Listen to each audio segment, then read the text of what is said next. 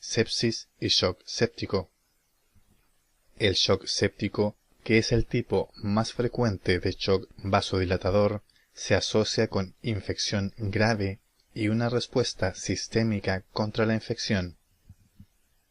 Esta reacción se produce con mayor frecuencia por bacteriemia por gram negativos, aunque puede deberse a bacilos gram positivos y otros microorganismos, por ejemplo, hongos, que producen un riesgo de muerte todavía más elevado. A diferencia de otros tipos de shock, el séptico suele asociarse con complicaciones como insuficiencia pulmonar, coagulación intravascular diseminada y síndrome de disfunción multiorgánica. La sepsis grave asociada con disfunción orgánica aguda es un trastorno frecuente en pacientes muy enfermos. Compromete a alrededor de 750.000 estadounidenses todos los años y produce más de 200.000 muertes. La incidencia creciente se atribuyó al aumento del diagnóstico, la cantidad de sujetos inmunocomprometidos, el uso de procedimientos invasivos, la cantidad de microorganismos resistentes y el número de pacientes ancianos. A pesar de los avances en los métodos terapéuticos, la tasa de mortalidad permanece alrededor del 40%. El shock séptico se describió en el contexto del denominado síndrome de respuesta inflamatoria sistémica. Aunque suele asociarse con infección, este síndrome puede desencadenarse por trastornos no infecciosos, por ejemplo, traumatismos agudos y pancreatitis.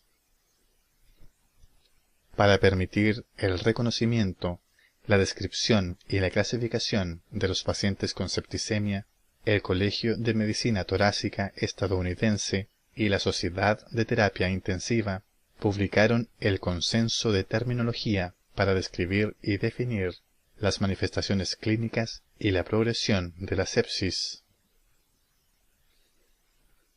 Mecanismos.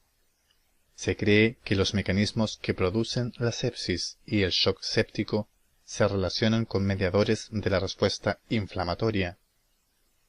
Aunque el sistema inmune y la respuesta inflamatoria tienen como objetivo superar la infección y eliminar los productos del metabolismo bacteriano, la secreción no regulada de mediadores o citocinas inflamatorias puede desencadenar reacciones tóxicas que determinan el desarrollo de un síndrome séptico que puede ser fatal. Las citocinas mejor investigadas son el factor de necrosis tumoral alfa y las interleucinas 1 y 8, que por lo general promueven la inflamación, así como las interleucinas 6 y 10, que tienden a ser antiinflamatorias. Un factor desencadenante, por ejemplo, una toxina microbiana, estimula la secreción de factor de necrosis tumoral alfa e interleucina 1, que promueven la adhesión de los leucocitos a las células endoteliales, la secreción de proteasas destructoras de las células y prostaglandinas, y la activación de la cascada de la coagulación. Las prostaglandinas tromboxano A2, abre paréntesis, vasoconstrictora, cierra paréntesis, prostaciclina, abre paréntesis, vasodilatadora, cierra paréntesis, y prostaglandina E2 participan en la producción de fiebre, taquicardia, desequilibrios entre la ventilación y la perfusión y acidosis láctica. La interleucina 8, un factor quimiotáctico de los neutrófilos, podría cumplir un papel en particular importante para perpetuar la inflamación tisular. Las interleucinas 6 y 10 son antiinflamatorias y es probable que también sean contrarreguladoras, amplifiquen la respuesta de fase aguda y produzcan mediadores proinflamatorios adicionales. Además de inducir la secreción de mediadores inflamatorios, las endotoxinas productoras de sepsis pueden estimular la lesión de los tejidos por medio de la activación directa de ciertas vías, como la cascada del complemento, la lesión de los vasos o la secreción de prostaglandinas vasodilatadoras. En consecuencia, los procesos que desencadenan el síndrome séptico son resultado de interacciones complejas entre los productos microbianos que desregulan la secreción de los mediadores inflamatorios y el control de varias vías importantes relacionadas con la inflamación y la coagulación. Manifestaciones. Los casos típicos de shock séptico se caracterizan por fiebre, vasodilatación y piel caliente y eritematosa. La hiperventilación leve, la alcalosis respiratoria y los cambios abruptos en la personalidad y la conducta a causa de la disminución del flujo sanguíneo cerebral podrían ser los signos y los síntomas más tempranos del shock séptico. Estas manifestaciones, que se consideran la respuesta primaria contra la bacteriemia, suelen desarrollarse algunas horas o días antes de que se presenten los signos y los síntomas habituales. A diferencia de otras formas de shock, abre paréntesis, cardiogénico, hipovolémico y obstructivo, cierra paréntesis, que se caracterizan por un aumento compensador de la resistencia vascular sistémica, el shock séptico suele asociarse con hipovolemia debido a la dilatación arterial y venosa, así como la filtración de plasma en los espacios intersticiales. Por lo general, el tratamiento agresivo de la hipovolemia asociada con el shock séptico disminuye la resistencia vascular sistémica y aumenta el volumen minuto cardíaco. En el pasado se creía que este patrón hiperdinámico se desarrollaba en una fase temprana de la evolución del shock y se denominaba shock caliente, y se consideraba que el shock frío, asociado con un volumen minuto cardíaco bajo y extremidades frías, se desarrollaba en la fase tardía del shock séptico e indicaba mal pronóstico.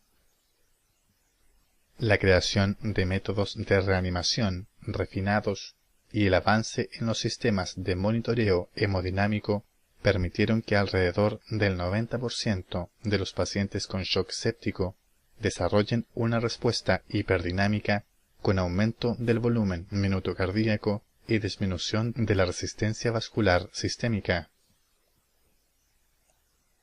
A pesar de que el volumen minuto cardíaco puede ser normal o estar aumentado, la función cardíaca está deprimida, el corazón se dilata y la fracción de eyección disminuye.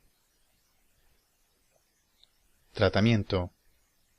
El tratamiento de la sepsis y el shock séptico se concentra en el control del microorganismo causante y el mantenimiento de la circulación. Aunque el control del origen de la infección es importante y la administración de antibióticos específicos contra el agente infeccioso es esencial, los fármacos no actúan contra la respuesta inflamatoria desencadenada en respuesta a la infección. Se debe mantener el estado cardiovascular del paciente para que el aporte de oxígeno a las células sea adecuado. Es necesario administrar líquidos con rapidez para compensar la formación de terceros espacios y también se deben usar vasopresores en forma agresiva para contrarrestar la vasodilatación causadas por las endotoxinas. El monitoreo de la presión venosa central, la presión arterial media, la producción de orina y los niveles séricos de ácido láctico, deficiencia de bases y pH, es útil para evaluar la progresión de la sepsis y la respuesta al tratamiento.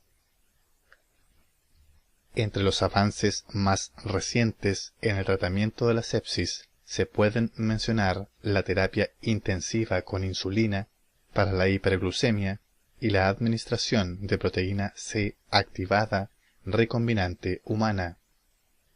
Se demostró que la terapia intensiva con insulina para mantener la glucemia entre 80 y 110 miligramos por decilitro lograba disminuir la tasa de morbimortalidad en comparación con la que mantenía la glucemia entre 180 y 200 miligramos por decilitro. Se desconoce el mecanismo por el cual la insulina protege al individuo en la sepsis. En la hiperglucemia se compromete la función fagocítica de los neutrófilos y esta podría ser una de las razones. La insulina también previene la muerte celular por apoptosis desencadenada por numerosos estímulos, lo que podría representar una segunda razón. La proteína C recombinante humana es un anticoagulante natural que inactiva a los factores de la coagulación 5 y 8 y es el primer agente antiinflamatorio efectivo para el tratamiento de la sepsis. Además de sus acciones anticoagulantes, la proteína C activada tiene propiedades antiinflamatorias directas, como el bloqueo de los monocitos para la producción de citocinas y la inhibición de la adhesión celular. La proteína C activada también ejerce funciones antiapoptóticas que podrían contribuir a su efectividad. El uso de corticoides, que antes se consideraba un pilar fundamental del tratamiento de la sepsis, todavía genera controversias.